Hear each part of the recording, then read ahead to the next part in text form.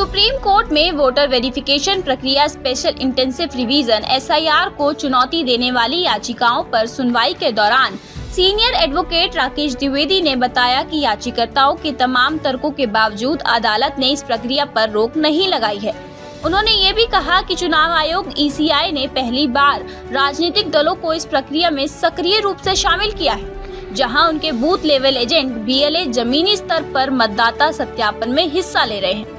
Advocate Rakesh Dwivedi ने कहा कि कोर्ट ने आधार, राशन कार्ड और EPIC मतदाता पहचान पत्र जैसे दस्तावेजों को शामिल करने पर विचार करने का सुझाव दिया है। हालांकि इस पर विचार करना चुनाव आयोग का काम है। उन्होंने ये भी स्पष्ट किया कि चुनाव आयोग द्वारा निर्धारित 11 दस्तावेजों की सूची पर्याप्त है। उन्होंने कोर्ट को ये भी बताया कि एक तरफ राजनीतिक दल अपने एजेंटों के माध्यम से SIR प्रक्रिया में भाग ले रहे हैं, तो दूसरी तरफ वे इसका सार्वजनिक रूप से विरोध भी कर रहे हैं। ये विरोधाभास मतदाताओं और अदालत दोनों में ध्यान लाया गया है।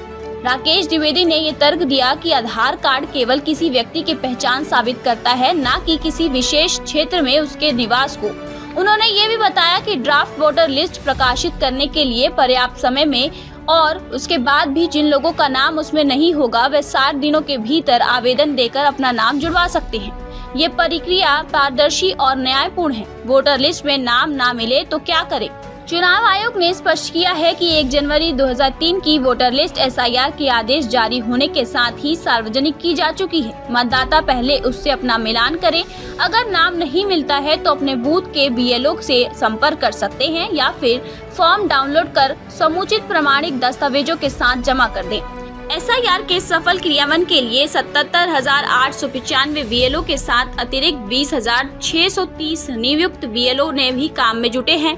इनके अतिरिक्त CEO के साथ 38 DEO SB, 243 ACS के ERO और 963 AERO मिलकर SIR प्रक्रिया का लगातार गहन परीक्षण कर रहे हैं। बुजुर्गों, दिव्यांगों, बीमार और कमजोर लोगों को SIR प्रक्रिया में सुविधा प्रदान करने के लिए 4 लाख वॉलंटियर्स जमीनी स्तर पर काम कर रहे हैं।